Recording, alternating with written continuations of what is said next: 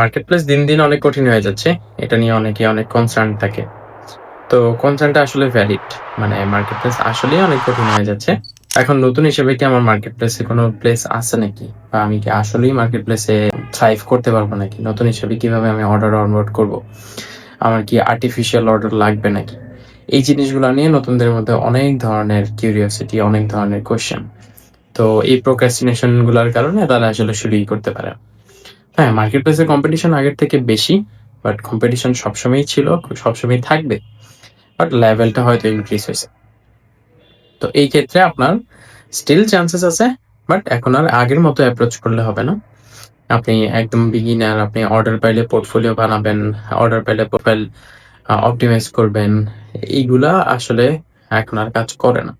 তো আপনার প্রোফাইলটা আগে থেকে অপটিমাইজ থাকতে হবে, আগে থেকে আপনার ভালো স্ট্রং পোর্টফোলিও থাকতে হবে, আগে থেকে কিছু এক্সপেরিয়েন্স গ্যাদার করতে হবে। এখন আপনি বলবেন, "ভাই জব না করলে এক্সপেরিয়েন্স কিভাবে গ্যাদার করব?" তো এটাও আপনাকে ফাইন্ড আউট করতে হবে যে কিভাবে আপনি জব না করে এক্সপেরিয়েন্স গ্যাদার করবেন। হোক সেটা ফ্রি ইন্টার্নশিপ করে, ফ্রিতে কাউকে প্রজেক্ট করে দিয়ে অথবা কম বাজেটে কোনো প্রজেক্ট করে। তো গ্যাপটা যেহেতু আছে আপনি ফিল আপ করে নিবেন। দেন ওইটা হিসেবেই আপনি প্রমোট করবেন ক্লায়েন্টদেরকে যে আমি এই ইন্ডাস্ট্রিতে কাজ করি, এই হলো আমার portfolios and you can hire me. তো এভাবে নতুন ক্লায়েন্টদেরকে নতুন প্রসপেক্টদেরকে আমরা কনভিন্স করতে চেষ্টা করি as a new freelancer. And আমরা যেহেতু লো কম্পিটিশন অ্যাপ্রোচে আগাই, আমাদের সার্ভিসের ডিমান্ড থাকে। ক্লায়েন্ট আমাদেরকে দেখলে বুঝে, ওইভাবে আমরা কনভার্ট করতে পারি।